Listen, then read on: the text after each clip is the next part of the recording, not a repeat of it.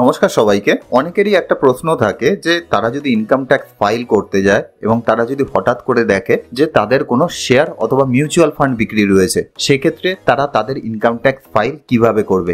এছাড়া এর সাথে সাথে আমরা আলোচনা করব এক্ষেত্রে আমাদের ইনকাম ট্যাক্সের কোন ফর্ম ফিল আপ করতে হবে, সেই ফর্ম আমরা কিভাবে ফিল আপ করতে পারবো এবং কোন ধরনের স্টেটমেন্ট হলে আমাদের কাজের ক্ষেত্রে অনেকটাই সুবিধা হবে। তাহলে বন্ধুরা শুরু করা যাক আজকের ভিডিও। প্রথমত বলে রাখি যে আমরা যদি আমাদের ইনকাম ট্যাক্স ফাইল করি এবং সেখানে যদি আমাদের কোনো ক্যাপিটাল গেইন থাকে, অর্থাৎ শেয়ার অথবা মিউচুয়াল ফান্ড যদি আমাদের বিক্রি থাকে, সেক্ষেত্রে দুটো ফর্মে আমাদের কাছে অপশান থাকে, যে দুটো ফর্মে আমরা ইনকাম ট্যাক্স ফাইল করতে পারি। এক নম্বর হলো ITR 2 আর 2 নম্বর হলো ITR 3।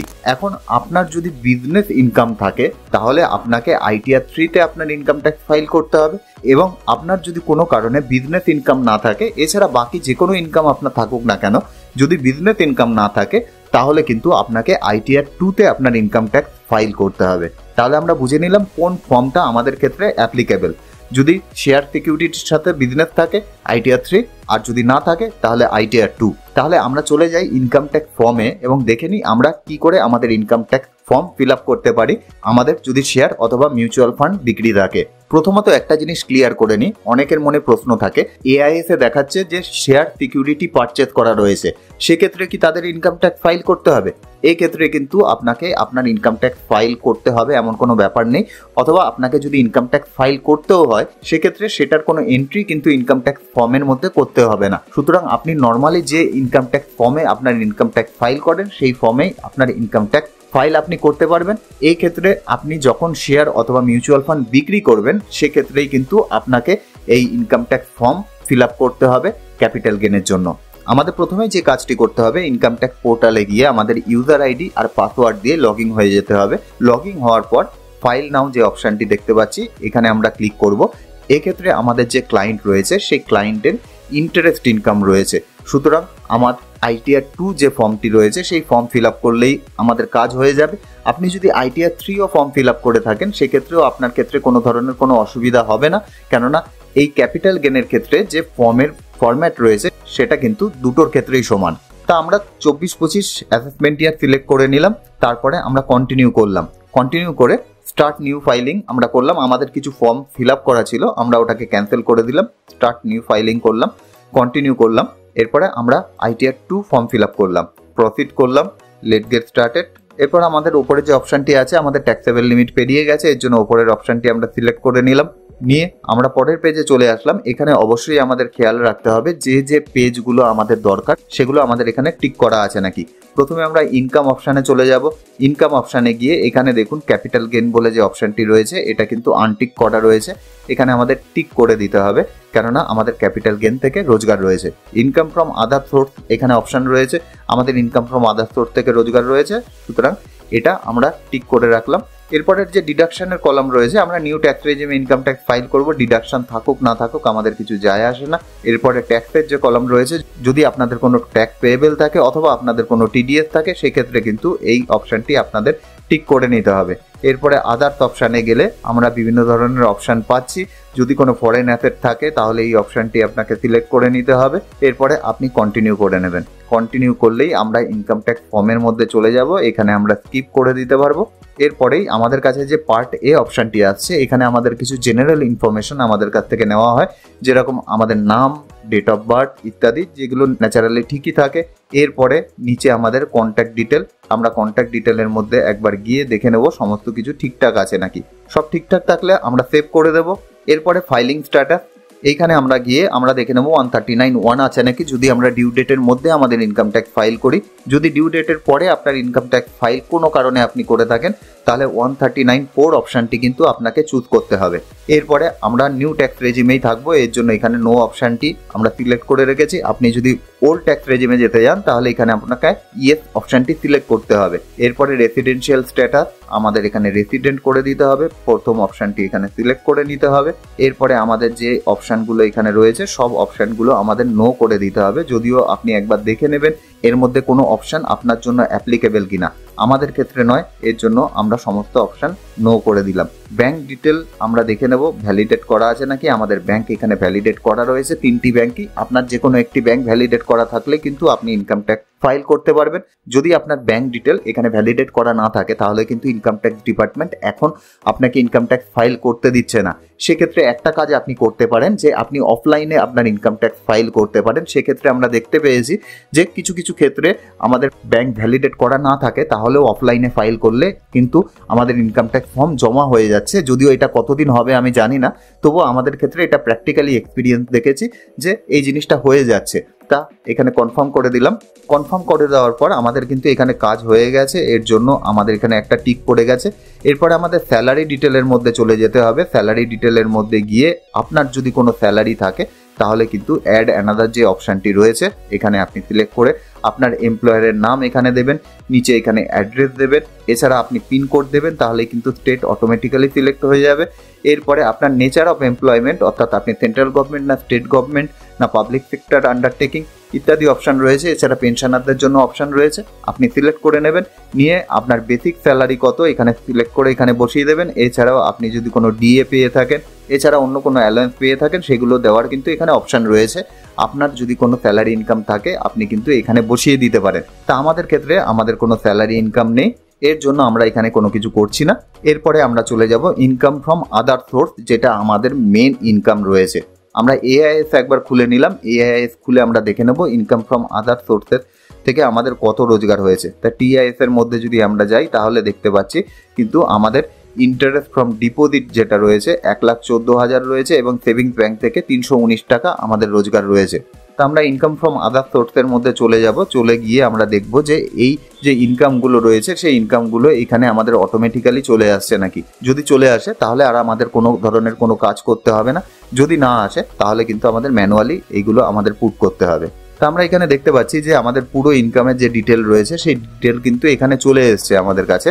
এরপরে আমাদের যদি আদার কোনো রোজগার থাকে, অর্থাৎ ব্যাংক ইন্টারেস্ট ছাড়া আরও অন্য কোনো ধরনের কোনো ইনকাম যদি আমাদের থাকে তাহলে আমরা এনি আদার ইনকাম যে অপশানটি রয়েছে সেই ইনকামের মধ্যে আমরা কিন্তু বসাতে পারি। এখানে আমাদের দেখাচ্ছে ফ্যামিলি পেনশন, ফ্যামিলি পেনশন আমাদের নেই, এখানে এই অপশানটি আমরা ডিলিট করে দেব। এরপরে সবার লাস্টে গিয়ে আমাদের কিছু টিউশন ইনকাম রয়েছে। টিউশন ইনকাম মোটামুটি রকমভাবে 2,50,000-এর ধারে কাছে আমাদের রোজগার রয়েছে, যার কোনো অ্যাকাউন্টস আমাদের কাছে স্বাভাবিকভাবে নেই, কেননা টিউশন ইনকামে ন্যাচারালি কোনো অ্যাকাউন্টস রাখে না। তা আমরা এখানে 2,50,600 টাকা আমরা বসিয়ে দিলাম, যেটা ক্লায়েন্ট আমাদেরকে দিয়েছে। তা আমরা এখানে আদার সোর্স অফ ইনকাম সমস্ত কিছু ঠিকঠাক করে কনফার্ম করে দেবো, তাহলে কিন্তু আমাদের আদার সোর্সের যে কাজ রয়েছে সেটাও আমাদের কমপ্লিট হয়ে গেল। এরপরে আমরা আমাদের ভিডিওর মেন পার্টে যাব, যেটা হলো ইনকাম ফ্রম ক্যাপিটাল গেন। প্রথমে ক্যাপিটাল গেনের কথা বলতে গেলে দুটো জিনিস কিন্তু আমাদের মাথায় রাখতে হবে। আমাদের দু ধরনের ক্যাপিটাল গেন হয়, একটা হলো লং টার্ম ক্যাপিটাল গেন আর একটা হলো শর্ট টার্ম ক্যাপিটাল গেন। তা আমরা যখন ইনকাম ট্যাক্স ফাইল করব আমাদের কয়েকটি ডেটার প্রয়োজন হয়।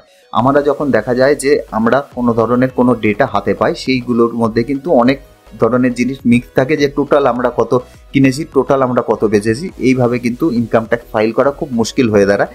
আপনি যেটুকু প্রোডাক্ট আপনার বিক্রি করেছেন অথবা যেটুকু ইউনিট মিউচুয়াল ফান্ড অথবা শেয়ার বিক্রি করেছেন সেটুকুরই ডিটেল কিন্তু আমাদের প্রয়োজন পড়ে।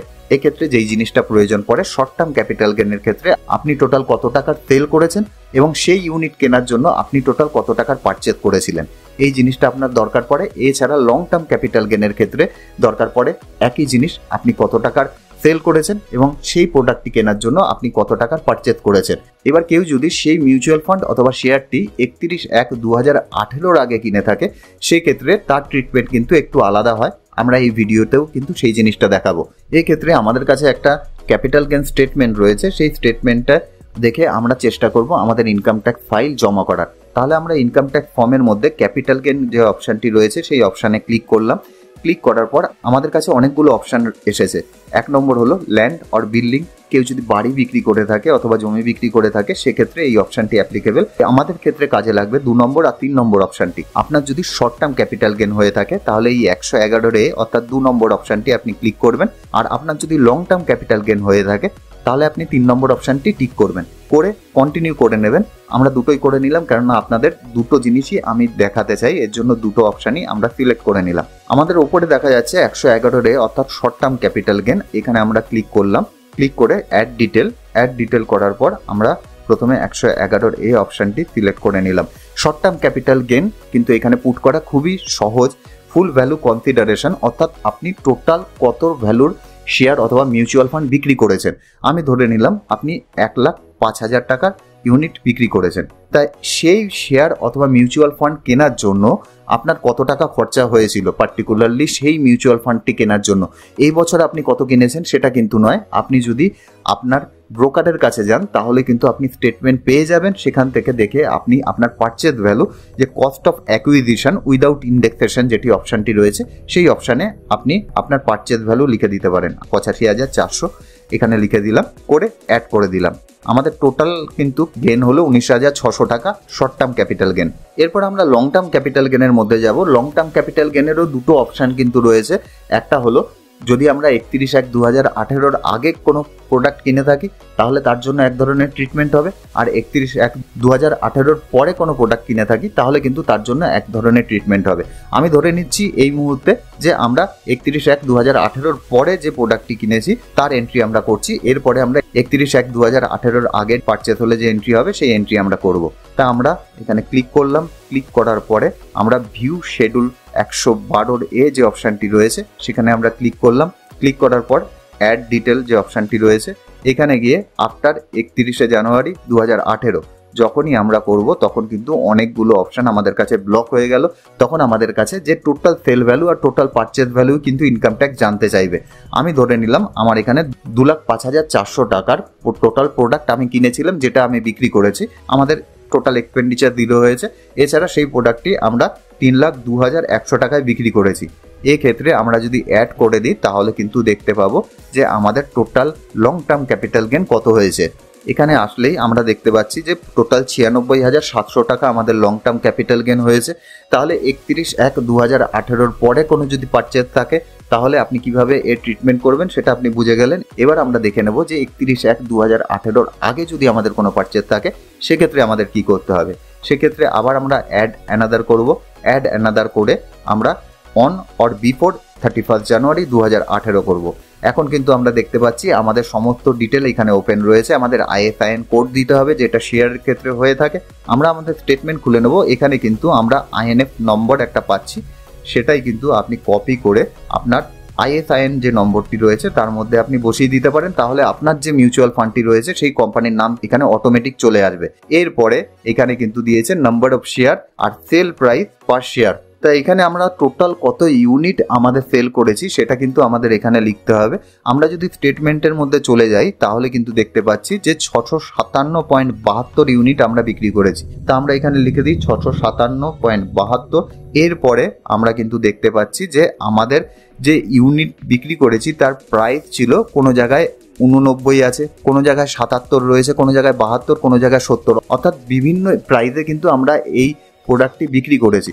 সুতরাং এক্ষেত্রে আমাদের একটা সহজ যে উপায় রয়েছে সেই উপায়টি হলো যে আমরা এই 52,000 যে টোটাল আমাদের সেল ভ্যালু কনসিডারেশন আছে সেটাকে 657 দিয়ে ডিভাইড করে দিই, তাহলে কিন্তু আমরা পাচ্ছি 79 টাকা।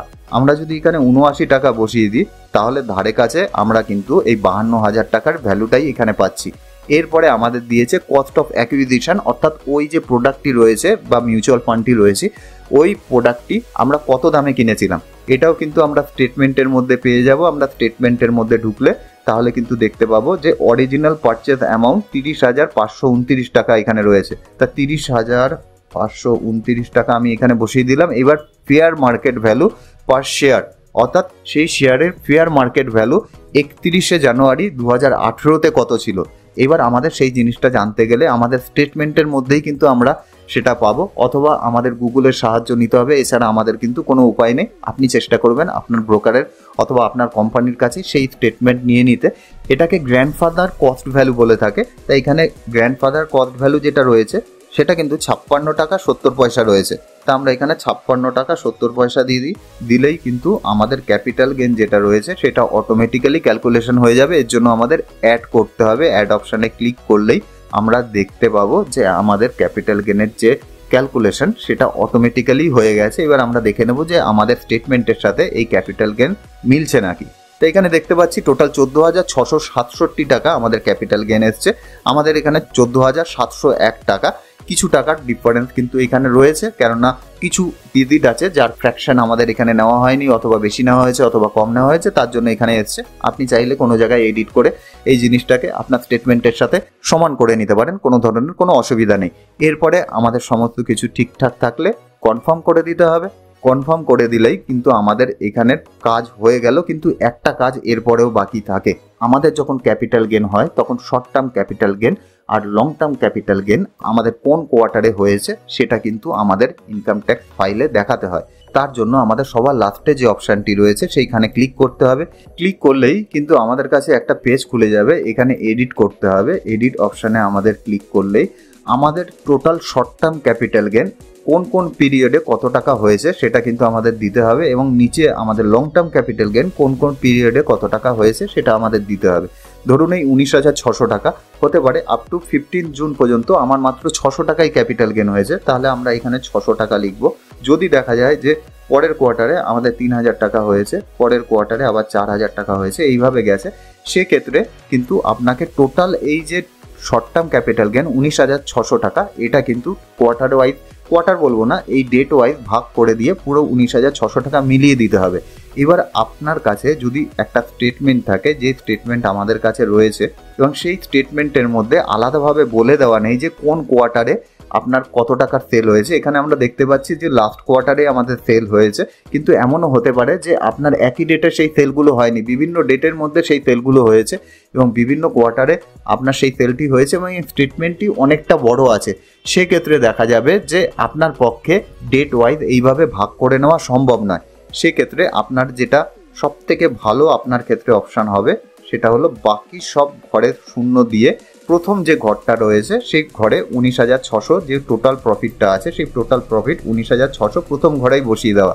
এক্ষেত্রে এরর আসার চান্স থাকে না, কেননা আপনি প্রথম কোয়ার্টারেই দেখিয়ে দিয়েছেন যেহেতু আপনার প্রফিট। এটা ইনকাম ট্যাক্স ন্যাচারালি কোন কোয়ার্টারে হয়েছে জানতে চায় এই কারণে যে তার উপর কতটা পরিমাণ ইনকাম ট্যাক্স ইন্টারেস্ট বসাবে, যা ট্যাক্স হবে তার উপর।